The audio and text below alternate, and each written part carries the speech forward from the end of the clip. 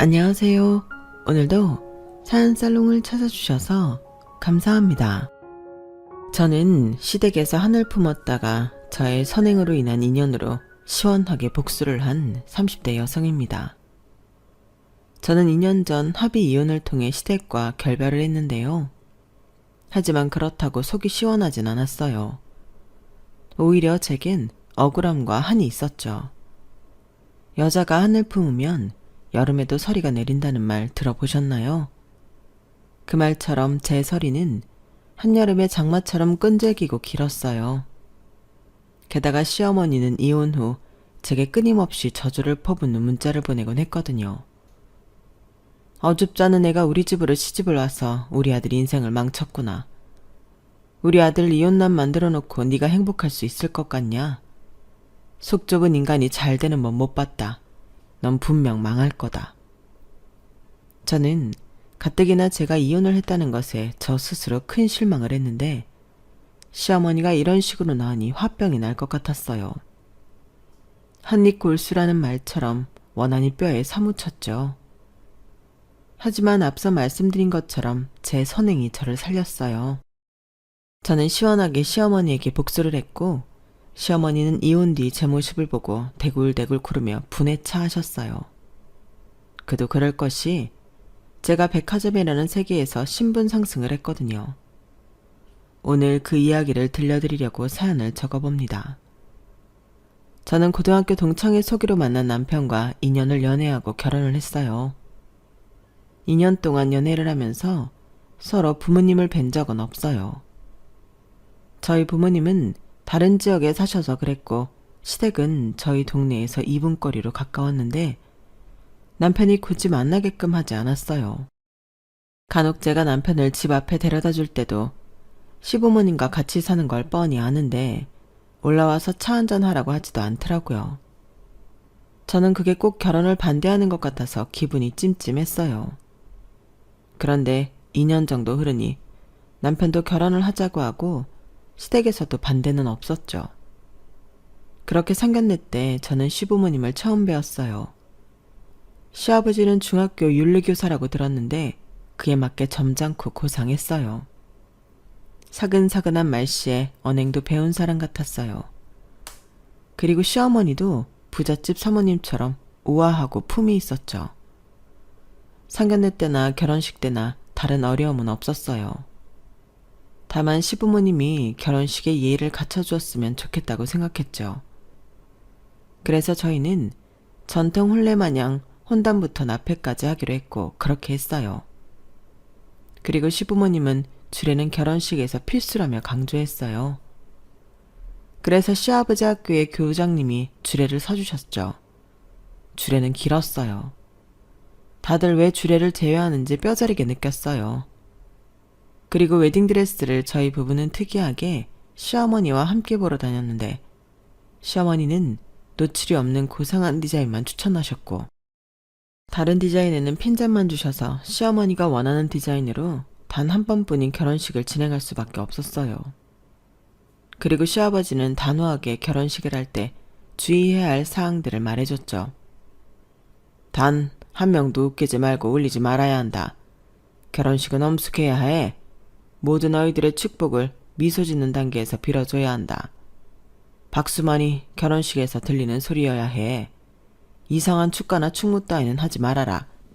나는 그런 걸 결혼식에서 왜 하는지 모르겠다. 다 축하하는 마음에서 하는 거죠, 아버님. 그렇게 싫으세요? 요새 결혼식은 축제처럼 하는데 즐겁고 좋잖아요.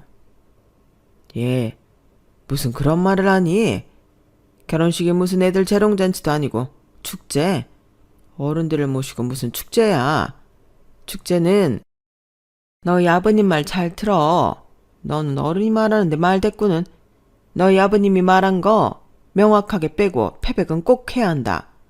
요새 패백을 다 빼거나 간소하게 하는데 그래선 안 돼. 다 의미가 있는 거야. 사실 제 결혼식에 충무를 하기로 한 친구들이 있었거든요. 그리고 저도 한 번 하는 결혼식 즐겁게 하고 싶었고요. 요새 SNS에 보면 신랑 신부 입장도 재미있게 하는데 그렇게 하고 싶었어요. 다들 시간 내서 와주셨는데 즐거운 시간이 되었으면 좋겠어서요. 그런데 시부모님이 그렇게 강력하게 말하니 저도 남편도 어쩔 도리 없이 친구들에게 미안하다고 말하며 거절했어요. 친구들이 서운해하는데 정말 미안하더라고요.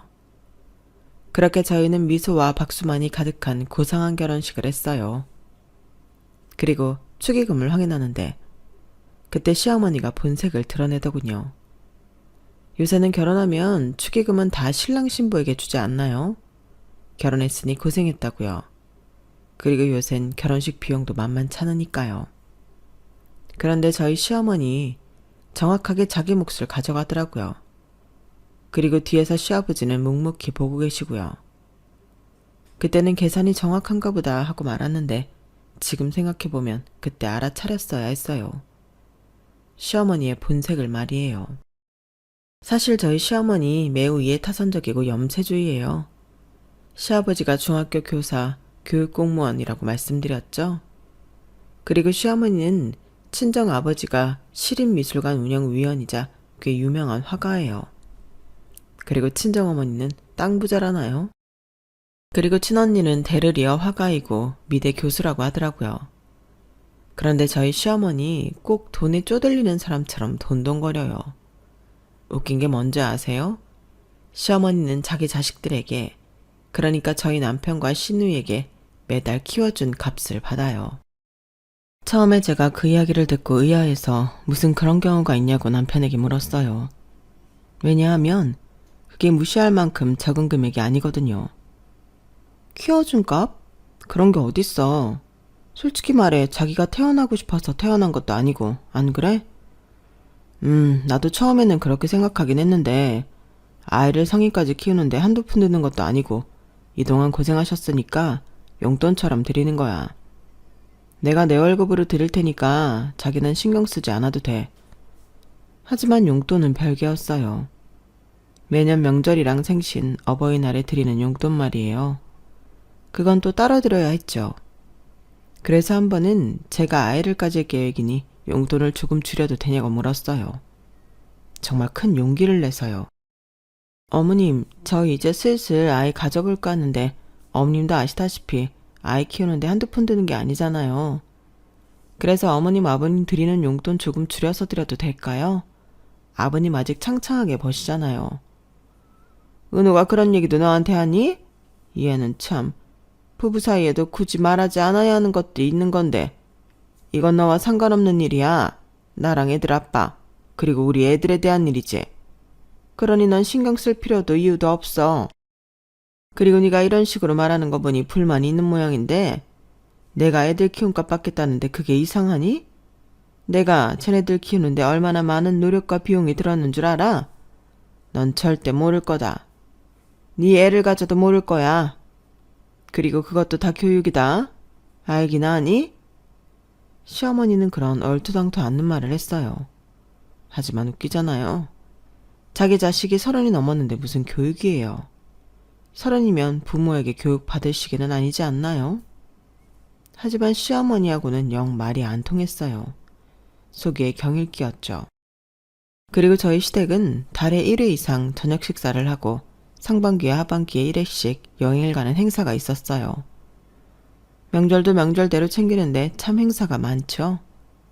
그걸 결혼한 뒤에 알게 되었는데 남편은 대수롭지 않게 생각하더라고요. 시댁 식구랑 친하면 좋은 거 아니냐면서요. 저도 시댁과 불편하게 지내는 것보다 낫겠다고 생각해서 처음엔 그런 마음으로 저녁 식사와 여행에 임했어요. 그런데 그럴 때마다 시부모님이 계산을 안 하더라고요. 말씀드렸지만 저희 시아버지는 중학교 교사고 나중엔 교장까지 되어요. 그리고 시어머니는 부잣집 딸이고요. 그런데 지갑 한 번 쉽게 열리지 않더군요. 모두 제 남편이 냈어요. 남편이 꼴의 오빠라고 시누이가 내는 꼴을 못 보더라고요. 그리고 그것뿐인 줄 아세요? 시어머니는 가끔 학교 사모님들과 티타임을 즐겼어요. 그런데 그럴 때면 꼭 저에게 전화를 하세요. 제가 퇴근할 때를 귀신같이 아시고 전화를 하죠. 네, 어머님, 오늘 모임 재미있으셨어요? 아, 아직 하고 있다. 너 퇴근했니? 퇴근했으면 이쪽으로 와라. 네가 일하는 백화점 근처에 있어? 그 전화를 받고 가면 시어머니가 상석에 앉아있고 테이블을 둘러 사모님들이 앉아있어요. 그리고 거기에 가면 저는 인사를 하고 다음엔 뭘 하는 줄 아세요? 아직 계산하지 않은 커피값을 계산해요. 시어머니는 지독하게 제가 내지 않을 수 없게 만들어요. 내 하나뿐인 며느리가 그대들을 위해 커피를 사러 귀한 걸음을 해줬어. 어쩜 이렇게 심성이 고운지. 내 사람들을 모두 자기 사람이라고 생각하는 애라니까? 그대들도 이런 며느리를 봐야 하는데 우리 봄이 너무 고마워. 어머, 오늘 또 왔어요? 정말 시어머니가 아니라 엄마처럼 챙기네. 난 아들도 없는데 부러워서 어쩌나? 배 아파서 커피 한 잔 더 마셔야겠네. 그래도 되죠? 그렇게 산 커피가 몇십 잔인지 모르겠어요. 정말 눈뜨고 코 베인 것 같다니까요. 그리고 더 환장할 노릇은 시어머니가 돌아오는 길에 사모님들 욕을 기가 막히게 한다는 거예요. 정말 귀가 다 아파요. 제가 시어머니가 염세주의자라고 했죠? 시어머니는 모든 것들을 부정적으로 봐요. 사모님들도 예외가 아니죠. 오늘 미정 씨는 명품 가방을 메고 왔더라. 너도 봤지? 그게 보기에는 안 그런데 1,000만 원짜리라대? 참 웃겨. 입은 매번 천박하게 놀려서는 그런 가방 매봤자 그 여자는 평생 나처럼 고상하질 못해. 안 그러니? 아, 그래요? 그게 1,000만 원이나 해요? 그래. 고작 교사 사모임 주제에 뭐가 된다고 그런 가방을 왜? 웃기지도 않아. 어차피 교장 사모는 나야 나. 나도 그런 가방을 안 매는데 어디서 예의 없이? 들어보니까 부모가 시장에서 생선 팔았다더라. 안 봐도 비디오지. 시어머니는 늘 사모들 뿐 아니라 사람들 앞에서 그들을 위하는 척, 고상한 척, 품위 있는 척 다 하면서 뒤에서는 저런 식으로 험담을 했어요. 제가 보기에 시어머니는 남들이 자기보다 잘나면 배 아파하는 탐욕스러운 구석이 있었어요. 저는 그런 시어머니 곁에서 저도 모르게 지쳐갔어요. 그래서 시어머니의 연락이 오면 두려웠고 가끔은 모르는 척 전화를 받지 않은 적도 있었어요. 하지만 모르는 척 전화를 받지 않으면 배로 고통스러웠죠. 시어머니가 저희 집으로 찾아왔거든요. 찾아와서 원래 같으면 집에 돌아오면서 할 이야기를 배로 늘려서 저에게 했죠. 그뿐만 아니라 그때는 집안일 참견부터 시작해서 냉장고를 열어보기도 하고 여기저기 청소를 제대로 했나 보기도 했어요. 그러니 전화를 받는 게 나았죠. 그러면 적어도 시어머니를 집에 내려다 주면 끝나는 일이니까요. 그러다 언제 한번 시어머니가 제게 명품 백을 사달라고 했어요. 엊그제는 미정씨가 사들고 오더니 오늘은 은희씨가 800만원짜리 가방을 사온 거 있지? 다들 가방에 관심이 많으신 모양이에요. 저는 누가 사줘도 못 들 것 같은데. 누가 사주면 왜 못 들어? 들지? 너 거짓말 좀 하지 말아라. 아무튼 나는 그런 가방이 없잖니. 너도 알잖아. 그래서 말인데 나도 그런 가방을 한번 사볼까 해. 아주 그 여자들 코를 납작하게 만들어줘야지. 네? 어머님, 그런 가방은 사치스러운 거라고 하셨잖아요. 사치스러운 행색이라고. 품위 없이 돈 자랑이나 하는 거라고 하셨잖아요. 맞아. 근데 그건 몸에 맞지도 않는 여자들이 매니까 그런 거고. 난 명품이잖니? 내가 그 중에서 제일 명품인데 내가 그런 것들보다 수준 낮은 가방을 매서 되겠어? 그러니까 내일 가방 좀 보러 가자. 너희 매장에. 넌 좀 싸게 살 수 있잖니? 네? 그래봤자 1년에 한 번 고작 40%예요. 40%가 큰 것 같아도 재해보면 그래도 비싸요. 괜찮으시겠어요? 괜찮은지 아닌지는 너한테 물어봐야지. 괜찮겠니? 수중에 돈은 좀 있지? 시어머니는 뻔뻔하게 저에게 명품백을 사달라고 했어요. 사실 제가 오랫동안 백화점 명품 매장에서 근무했거든요.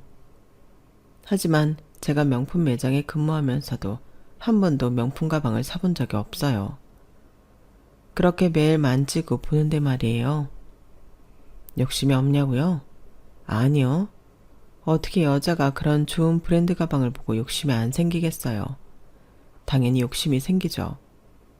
하지만 왠지 모르게 제 분수에 안 맞는다는 생각을 했고 직원가 할인을 받아도 받은 것 같지 않은 가격에 늘 망설였을 뿐이에요. 어머님, 그건 좀 어려워요. 직원가 할인 받는다고 해도 50만 원짜리가 있지도 않고요. 비싼 건 비싼 거예요.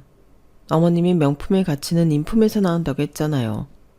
어머님 인품이 충분히 명품인데 굳이 그런 상품이 필요하겠어요? 다들 명품 자랑하는 거 어머님 말대로 한심한 것 같아요. 다들 속이 텅텅 비어서 그런 거 가지고 자랑질하는 거라니까요. 예, 내가 이 말까지는 안 하려고 했는데 그 여자들 다 며느리가 사준 거야. 며느리가 같이 가서 샀다더라.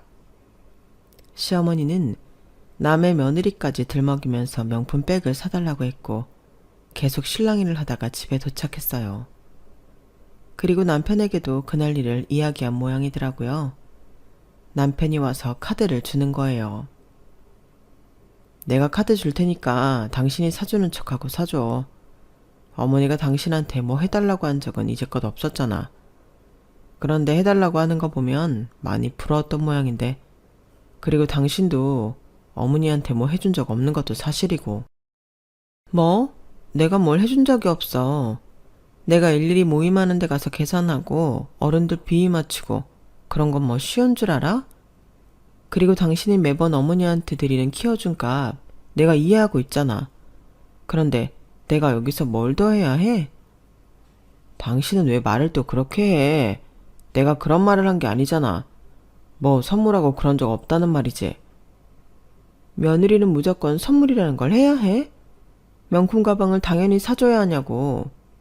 그럼 말 나온 김에 이제 키워준 값 그거 보내드리지 마. 내가 그것 때문에 당신이 점점 생활비 덜 주는 거 모르는 줄 알아? 저번 달보다 이번 달은 무려 10만 원이나 적게 줬다고. 적어도 어머님 수발 들은 비용까지. 뭐? 수발? 당신 말 다 했어? 그렇게 저희 부부는 대판 싸우고 한동안 말조차 섞지 않았어요. 그러다 남편이 먼저 사과하면서 관계를 회복했죠. 남편은 자기가 말이 심했던 것 같다며 저에게 사과했어요. 그래서 저도 같은 이유로 사과했죠. 그리고 남편은 시어머니가 사모님들끼리 모임하는 날 저를 부르지 않도록 하겠다는 약속을 했어요. 그리고 자기 부모님에게 드는 비용은 자기가 다 알아서 할 것이고 생활비에는 문제가 없게 하겠다고 말했죠. 물론 제가 바라는 건 그게 아니었어요. 경제적으로 남편이 시부모님께 완전히 독립하기를 바랐죠. 하지만 넘어진 사람이 바로 일어서면 되나요? 저는 남편에게 시간이 필요할 것 같다고 생각했어요. 그래서 차근차근 지켜보기로 했어요. 그런데 남편의 말과는 다르게 시어머니가 사모님 모임에 저를 여전히 부르더라고요. 계산도 하게 하고요. 생색내는 것도 여전했어요. 그래서 제가 남편에게 어떻게 된 것이냐고 물었어요.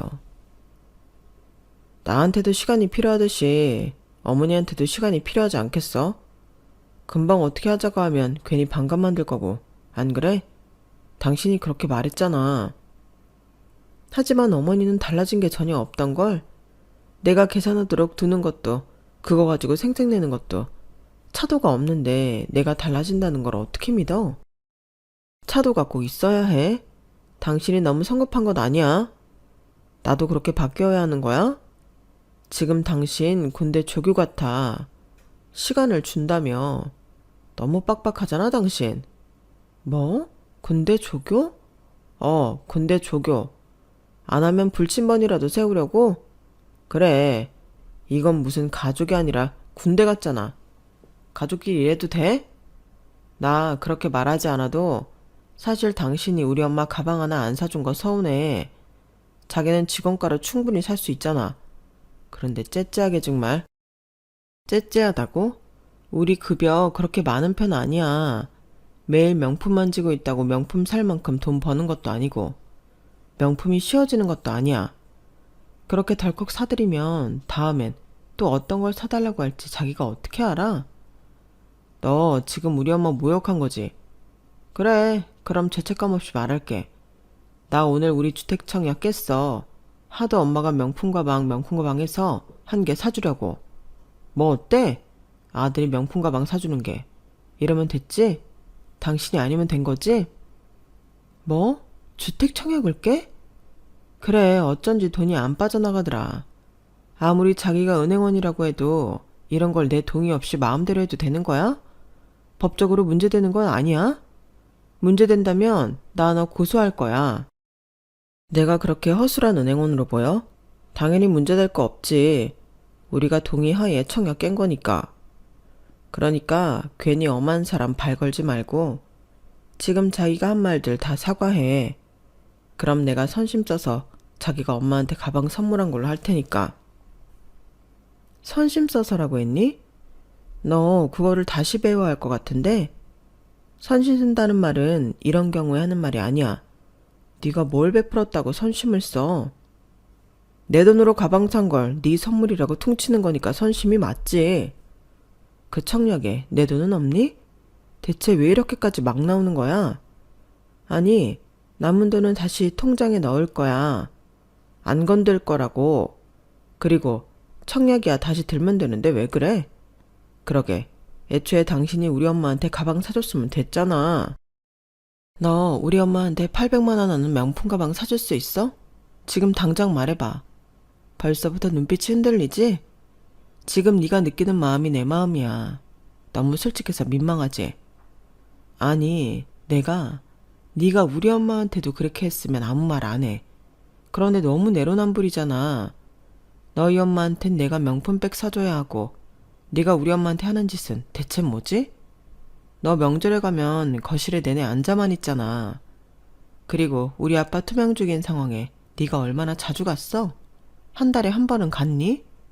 그게 시한부 판정받은 장인어른한테 할 짓이야? 그건 내가 바빠서 그런 거고, 그리고 처갓댁은 다른 지역이잖아. 그래봤자 고작 2시간이야. 주말에 시간이 없어? 골프 갈 시간에 좀 가주면 안 되니? 나는 매주 가. 매주 가서 아빠 얼굴 보고 와. 네가 운전은 안 해도 옆에 같이 탈 수는 있잖아. 그때 결혼생활 3년 동안 쌓아왔던 저의 불만은 본물처럼 터졌고 남편은 그물에 익사해 아무 말도 하지 못했어요. 저희는 그렇게 한참을 감정적으로 싸우다 결국 새벽에 이혼을 하자고 합의를 봤어요. 더 이상 부부 생활을 못할 것 같더군요. 그리고 각자 부모님에게 이혼을 하겠다고 그 결정을 말한 뒤에 합의 이혼 절차를 밟았어요. 이혼 과정에서 서로의 부모님에게 연락이 오지 않게 하자는 약속은 지켜졌어요. 남편은 어떻게 했는지 모르지만 남편에게 전화를 하려는 엄마를 뜯어 말렸죠. 엄마, 내 얼굴을 봐서라도 그 사람한테 전화하지 마요. 엄마가 그 사람한테 전화하는 순간 내 얼굴에 먹칠하는 거고 내 얼굴 피딱지 않게 하는 거야. 나랑 그 사람이 진지하게 고민해서 내린 결정이고 변함은 없어요. 그러니까 전화하지 마세요. 그렇게 저희 부부는 조정기간을 걸쳐 완벽한 남남이 되었어요. 3년 동안 아이가 생기지 않은 것이 참 고민이었는데 아이가 없으니 이혼이 나름 간편하더라고요. 그렇게 2년이 흘렀어요. 2년이 흐른 뒤 저는 혼자만의 생활에 적응을 했지만 이상하게도 한이 맺혀서 제 속을 괴롭게 했어요. 제 한은 여름에 서리를 내리게 할 정도로 깊었어요. 그리고 그 서리는 겨울까지가 바닥을 꽁꽁 얼게 만들었죠. 한 번뿐인 저의 결혼식이 실패로 끝났다는 사실이 저를 견디지 못하게 했어요. 저는 저 스스로를 완전한 패배자로 만들었고 낙인시켰고 굴복했어요. 게다가 시어머니가 완전히 이혼을 하고 나서 문자가 여럿 왔어요. 앞서 말했듯이 저한테 저주를 퍼붓는 내용이 다수였고 저는 그 문자로 머릿속이 멍해지고 정신이 나갈 것 같았죠. 그리고 저희 시어머니가 발이 매우 넓거든요. 모임도 사실 사모님 모임 말고도 여럿 있어요. 거기서 무슨 이야기를 나르고 날랐는지 사람들이 제가 불임이어서 이혼을 당했다고 생각하더라고요. 제가 백화점에서 일을 하잖아요. 사람들을 많이 마주치는데 같은 백화점에서 일하는 직원뿐 아니라 모르는 사람들도 저를 보고 수군거렸어요. 이혼을 하고 저는 시댁과 인연을 끊었는데 이렇게 자꾸 시댁 이야기가 나오는 게 불편했고 이유가 아닌 이유가 거론되는 것도 싫었어요. 왜 이혼을 하고 나니 시댁이 더 꼬리표가 되어 돌아오는 건지 알 수가 없었죠. 그 스트레스가 너무 심해서 매일 악몽을 꾸던 날도 있었어요. 시어머니가 마귀가 되어서 저를 괴롭히는 꿈을 꿨죠. 그래서 저는 간혹 그런 생각을 하기도 했어요. 복수를 하고 싶다. 시어머니에게나 남편에게나 복수를 하고 싶다고요. 지금 제가 겪는 괴로움을 갚아주고 싶다고요. 하지만 그건 나쁜 마음이잖아요. 그래서 차라리 일에 매진하자고 다짐했어요. 그래서 저는 이혼을 하고 몇 년 만에 승진을 했어요. 그만큼 절실하게 일을 했죠. 그러다 하늘이 도운 걸까요? 저는 백화점에 온 시어머니와 마주치게 돼요. 저는 그때 근무 중이 아니었어요. 저희 친정엄마와 함께 있었고 백화점에 들린 이유는 저희 아버지가 그해 돌아가셨어요. 저희 아버지가 말씀드린 대로 시한부였는데 제가 이혼을 하고 2년쯤 지나서 돌아가셨어요. 그래도 6개월 시한부 선고를 받고 2년을 사셨네요. 저희 엄마도 흐르는 시간과 함께 마음의 준비를 하고 있었어요. 그런데도 막상 아버지가 돌아가시니 엄마가 헛헛해 보이더군요. 말씀도 많이 하던 분이 말수도 적어졌고 창문만 멍하니 보실 때도 많고요. 사별의 스트레스가 이혼, 구속, 해고보다도 더 크다더니 그걸 저는 엄마의 모습을 보고 실감할 수 있었어요. 그래서 엄마에게 뭘 해줄 수 있을까, 뭘 선물할 수 있을까 하다가 명품 가방을 하나 사주고 싶었어요. 엄마도 여자인데 명품 가방 하나는 가지고 싶지 않겠어요? 그래서 휴무인데도 백화점에 들린 거였어요. 그런데 엄마가 제 매장에서는 마음에 드는 게 없는지 자꾸 다른 매장을 가자고 했어요. 그렇게 몇 군데를 돌아봤는데 마음에 드는 게 없나 봐요. 그냥 가자고 하더라고요. 그래서 제가 명품 부티크를 보면서 가보자고 했어요. 저기 비싼 데 아니냐? 엄마, 여기서 안 비싼 데 찾는 게 더 어려워요. 나도 엄마한테 효도 한번 해보자. 그래서 부티크에 들어가 이것저것 보는데 엄마가 가격을 보고 기겁을 하더라고요. 그러더니 이내 고르지 않고 앉아만 있었고 저만 매장 직원과 친해서 떠들고 있었어요. 그리고 거기서 운명의 장난, 시어머니와 마주치게 되었어요. 어머, 오랜만이다. 너 이 매장에서 일하니? 까르띠에라, 성공했다. 그런데 왜 유니폼을 안 입고 있니? 네 수준에 제일 잘 어울리는 곳인데. 설마 잘린 거니? 잘린 게 아니면 빨리 라카름에서 옷 갈아입고 나와. 이왕이면 네가 와서 내 팔찌 골라주면 좋잖니. 오랜만이네요. 그런데 잘리다뇨. 어머님, 저 승진도 했는걸요? 승진? 역시 애가 없어서 승진도 되는구나. 네 나이에. 너는 평생 애가 들어설 팔자가 아니니 아주 사장까지 승진하겠다 얘. 어머님은 아드님이 용돈 주셨나 봐요. 여기 오신 거 보면. 그런데 여기 좀 비싼데? 용돈을 많이 주셨나 보다. 그래, 네가 나간 덕분에 내가 요새 용돈도 더 받고 아주 좋아. 널 우리 집안에서 내쫓은 이후로 일이 너무 잘 풀려서 말이야. 우리 아들도 승진했다. 들었는지 모르겠지만. 그리고 우리 딸은 영국으로 갔어. 걔가 외국계 회사에 있었잖니? 본사로 들어갔어. 아, 그러세요? 그런데 왜 저한테 자꾸 문자 보내세요? 그것도 악의적인 저주 문자요. 제가 그 집안에서 나간 게 그렇게 좋으시면서 왜 그러실까? 꼭 부디 다시 돌아와 달라는 것처럼? 그리고 저는 그대가 아드님 승진한 거 궁금하지 않아요. 그리고 어머니, 그 생각은 안 해보셨어요? 아가씨가 어머니한테서 도망간 거라고요. 유학 가면 어머니한테 돈 안 붙여도 어머니가 못 쫓아오니까. 안 그래요? 제가 그렇게 말하자 시어머니가 저에게 손가락질하면서 화를 내더군요.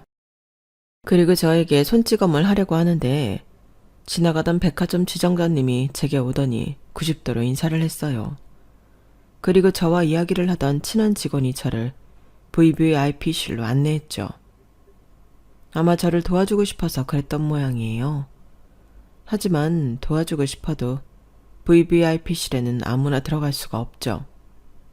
사실 저 약 1년 전부터 VVIP실에 들어갈 수 있거든요. 하지만 명품을 사고 그런 성격이 아니어서 굳이 들어가 보진 않았어요. 애초에 쉬는 날엔 백화점에 안 와요. 그걸 친한 직원도 아는데 시어머니가 보고 있기도 하고 게다가 저에게 손찌검을 하려고 하니 VVIP실로 안내를 하더라고요. 친한 직원이 밖을 살피며 저와 엄마를 안심시켰어요. 지금 조용히 있어봐. 경비 아저씨들 오고 있어. 와, 장난 아니게 소리 지른다. 들리지? 끌려가고 있어 지금. 그리고 밖에서 시어머니의 난리치는 목소리가 들렸어요. 이거 놔. 내가 누군 줄 알고? 이거 안 놔? 당장 방금 들어간 애 잡아와. 나 말고 걔를 잡아오라고. 내가 지금 당장 걔한테 들어야 할 말이 있다고. 그러니까 빨리 내가 아니라 저 여자를 잡아오란 말이야. 그리고 시어머니는 백화점 밖으로 쫓겨났어요. 목소리가 서서히 들리지 않더라고요. 기차와 통을 삶아 먹었나? 노인네가 기운도 좋다. 너도 다 들었지? 고마워. 이렇게 하는 방법은 생각하지 못했는데 처세술 좋다. 일하면 그렇지 뭐. 너도 그렇잖아. 너희 전 시어머니 무섭다. 어떻게 시어머니를 두고 살았어? 그냥 어쩌다 보니 그랬지. 그래도 벗어났잖아. 그게 중요한 거 아니겠어? 벗어나긴. 너 아직도 소문에 괴로워하는 거 내가 모를 줄 알아? 정말 저 놓친 애도 웃겨. 어디 함부로 그런 말을 해. 그리고 요즘 시대에 불임이어도 함부로 말하면 안 돼. 그건 그렇지. 조심해야 하는 문제지. 그래도 덕분에 고마워. 잘 넘어갔어. 네 덕분에 이 매장 VVIP실에도 다 와보고. 우리 사이에 무슨. 그런데 너 이제껏 VVIP면서 한 번도 여기 안 들어와 봤어? 야, 남들은 하고 싶어도 못하는 VVIP인데 너무한다. 남들이 들으면 배 아파할걸? 그나저나 너 언제까지 일할 거야? 이제 안 해도 되잖아. 결혼 날짜 잡았다고 하지 않았어? 이혼을 한 지 얼마나 됐다고 결혼 날짜라니 의아하신가요? 사실 일이 이렇게 될 수 있었던 건 이혼을 한 저에게 찾아온 새로운 행운이자 사랑 덕분이에요. 저는 오는 8월 퇴직을 앞두고 있어요. 그리고 그때부터 결혼 준비를 시작해 내년 5월에 결혼식을 올려요. 인생의 결혼식은 한 번뿐인 줄 알았는데 제가 두 번째 결혼식을 준비하고 있네요. 일이 어떻게 된 건지 궁금하시죠? 때는 이혼을 하고 반년 뒤 백화점이에요. 저는 근무를 하고 있었어요. 그때 한창 일에 매진해야겠다고 생각해서 열심히 근무 중이었죠. 그런데 제 퇴근 30분 전에 백화점에서 소동이 벌어져요. 어떤 할머니가 양말에 문신이 가득한 남자의 지갑을 그의 주머니에서 뺏은 거예요. 그래서 그 남자가 할머니에게 삿대질을 하며 소리치고 있었어요. 그런데 다른 직원에게 들으니 저희 매장 빼고 전부 다 들어가서 물건을 만지려고 하고 작은 소품을 주머니에 넣고 그랬다고 하더라고요. 그리고 지나가는 사람들에게 괜히 시비를 걸고요. 네가 내 돈 훔쳤지? 우리 집에 왜 찾아온 거냐? 이런 식의 말도 안 되는 말을 했대요. 그래서 직원들이 미친 할머니니 경찰에 신고하자고 하더라고요. 그런데 딱 보니 치매에 걸린 할머니 같았어요. 그리고 저에겐 할머니 발목에 있는 발찌가 보였어요. 그래서 저는 사람들을 헤집고 할머니에게 갔어요. 그리고 일단 경찰에 연락하지 말라고 했어요. 할머니 다리에 치매 안심 발찌가 있다고 사람들에게 알렸죠. 아무리 그래도 경찰에 신고하는 게 빠르죠. 간편하기도 하고요. 그리고 이 할머니가 제 발로 나온 게 아니라 내쫓긴 거면 일이 복잡해져요. 어디서 보호하고 있을 건가요? 경찰에 신고하는 게 맞아요. 그래도 일단 발찌에 적힌 번호로 연락을 드려야 하지 않겠어요? 보호자가 경찰에게까지 가는 걸 원하지 않을 수도 있잖아요. 그래서 발찌가 있는 거 아니에요? 그런데 저렇게 경계하고 있는데 발목에 발찌를 어떻게 확인할 건데요? 안전요원의 말이 맞긴 했어요. 할머니는 잔뜩 몸을 웅크려 아이스크림을 먹으며 사람들을 경계하고 있었거든요. 일단 제가 대화를 안심시킬게요. 그리고 발찌의 번호 확인한 다음에 보호자에게 전화드릴게요. 무슨 일 생겨도 전 책임 못 집니다. 괜찮아요. 그래도 할머니인데 무슨 일이 있겠어요. 무슨 일이 생기면 만일 발찌가 안심 발찌가 아니면 제가 보안팀에 연락드리거나 경찰에 직접 신고할게요. 지금 할머니께서 너무 불안하시고 경계가 심한 상태라 급하게 이동하는 것도 어려울 것 같아요. 그래서 퇴근을 한 저와 할머니는 백화점 내 카페에 앉아 아이스크림을 한참 먹었어요. 할머니는 아이스크림이 녹아 액체가 될 때까지 드셨어요. 그리고 할머니는 숟가락을 내려놓으시더니 천진난만하게 발을 대롱대롱 흔들었죠. 발을 대롱대롱 흔들면서 노래를 불렀어요. 엄마가 섬그늘에 굴 따러 가면 이런 노래를 부르기도 하고 나비야 나비야 이런 노래를 부르기도 했어요. 그러면서 맑은 눈으로 저를 보더니 집에 가자고 하더군요. 할머니, 집이 어딘지 기억나요? 그건 주영이 네가 알지. 내가 웃지 않어. 할머니, 전 주영이 아니에요. 주영이는 누구예요? 손주? 아니면 아들, 딸? 손녀. 너는 네가 손녀인지 손자인지 딸인지 아들인지도 모르냐? 젊은 애가 왜 그럴까? 공부를 너무 많이 해서 그러냐? 아직도 네 애미가 공부를 많이 시키든? 할머니와는 도통 말이 되지 않았어요. 소통 불가능했고 방법은 안심 발찌를 확인하는 수밖에 없었죠. 하지만 그것도 어려웠어요. 제가 테이블 밑으로 가 할머니의 바짓단을 올리려고 하면 할머니가 발을 휙휙 흔들면서 저를 위협했죠. 하지마, 하지마 주영아. 그런 건 어디서 배웠어? 할미가 맴매한다? 저는 더는 방법이 없나 절망했어요. 그러다 생각난 것이 할머니의 경계를 허물어야 한다는 거예요. 그래서 저는 할머니의 손녀 주영양인 척했어요. 할머니, 아이스크림 맛있었어? 다음엔 뭐하고 놀까? 오늘 집에 들어가지 말고 나 할머니 집에서 잘까? 제가 그렇게 말하자 할머니의 동공이 커지면서 할머니가 고개를 끄덕였어요. 아이스크림 맛있었냐? 주영이 네가 좋아하는 딸기 맛은 없어서 초코 맛으로 사왔는데 입에 맞디? 이제 뭐 하고 싶냐? 할미는 주영이가 좋아하는 건 다 좋다. 오늘 집에 들어가기 싫걸랑. 할머니가 네 엄마한테 말해서 할머니 집에서 재우겠다고 말해주마. 그럼 할머니랑 꼭 껴안고 자자. 할머니가 자장가도 불러주고 내일 아침에 네가 좋아하는 떡국도 끓여주구마. 할머니는 그 말을 시작으로 손녀인 주영양에 대한 이야기를 했어요. 할머니 손녀인 주영양은 할머니 기억 속에서는 7살로 단발머리에 양뺨에 주근깨가 있고 빨간색 멜빵 원피스를 입을 때 그렇게 귀여우며 메론빵과 하얀 우유를 좋아하고 수학을 잘하고 노래 부르기를 좋아하고 제 엄마보다 제 아빠를 많이 닮았어요. 할머니는 차근차근 천천히 주영양에 대해 이야기를 하면서 틈틈이 저에게 맞지? 그렇지? 하며 대답을 바랐고 그때마다 저는 꼬박꼬박 대답을 해줬어요. 할머니는 주영양의 이야기를 할 때 아이스크림을 먹을 때보다 행복해 보였어요.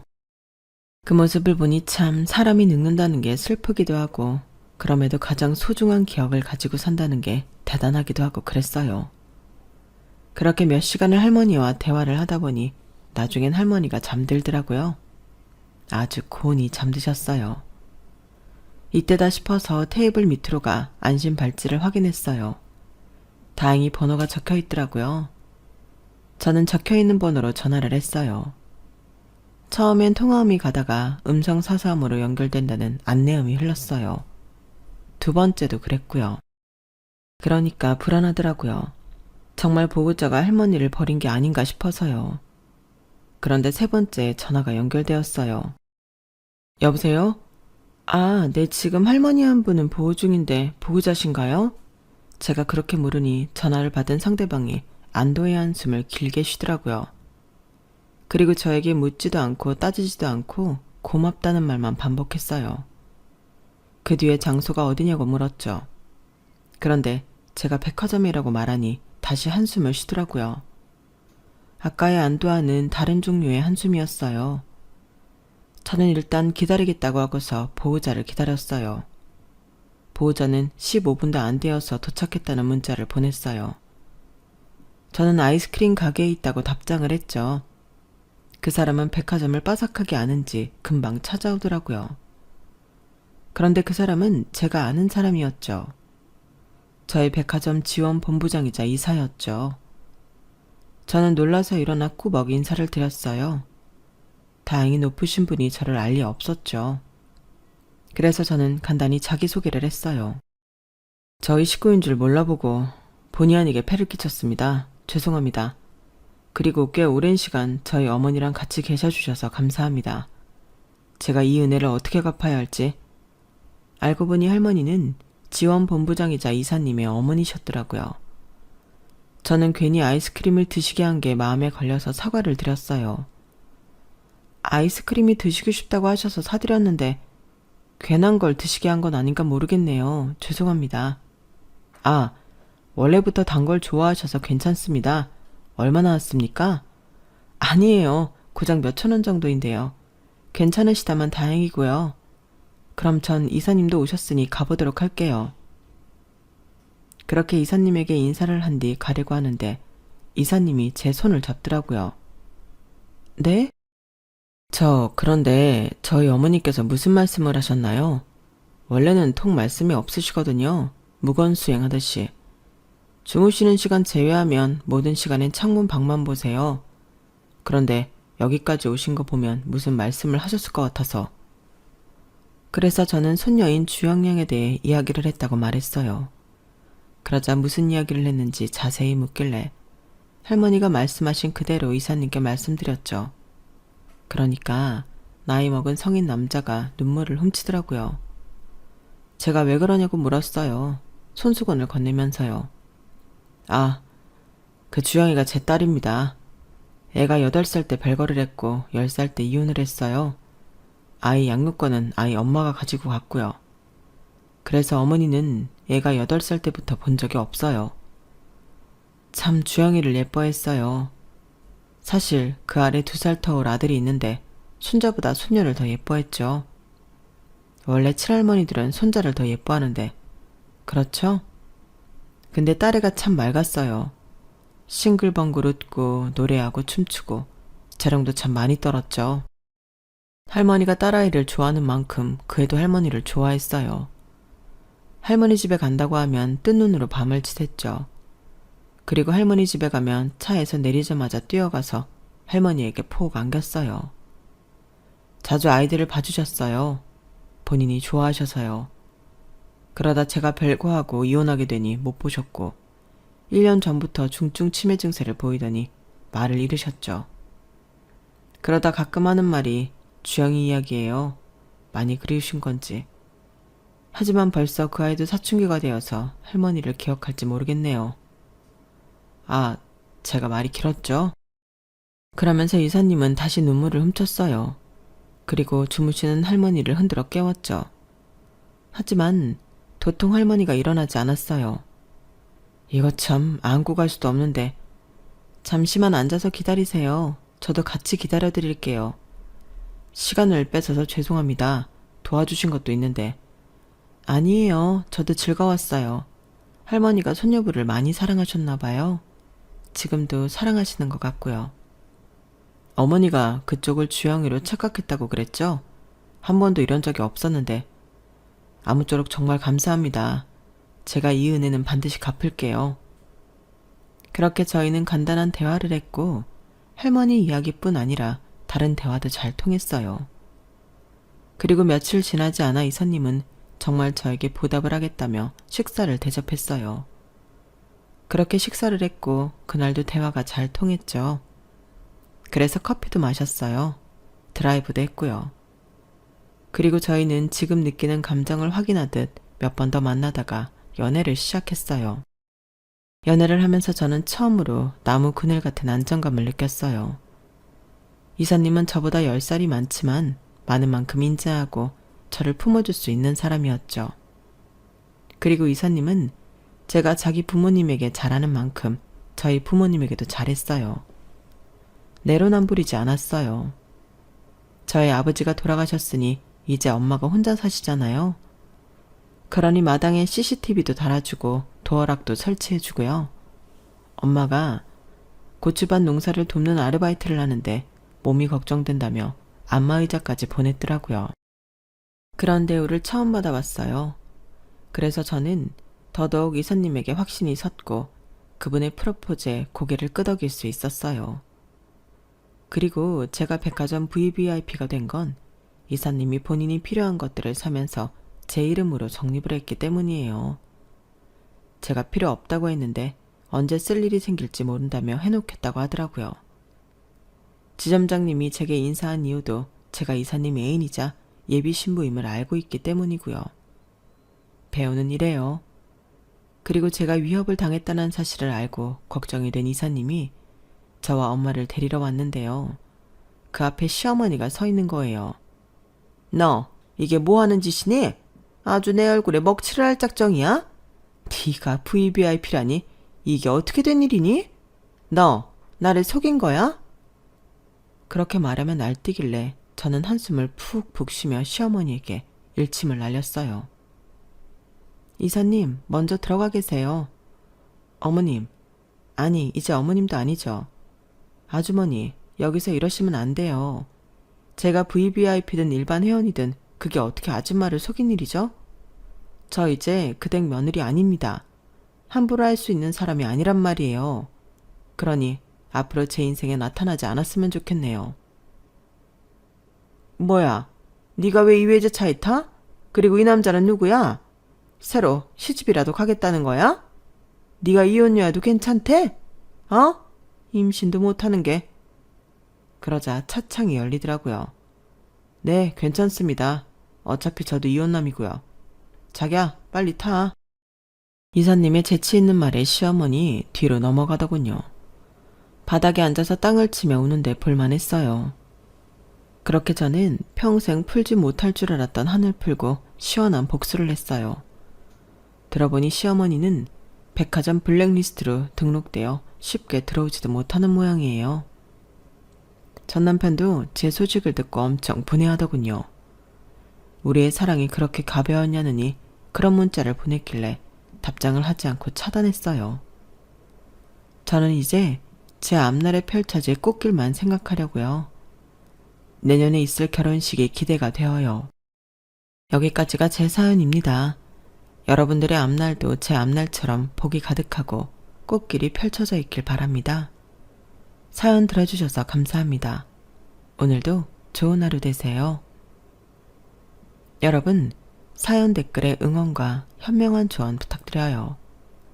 좋아요와 구독은 저에게 큰 힘이 됩니다. 오늘도 좋은 일 가득하세요.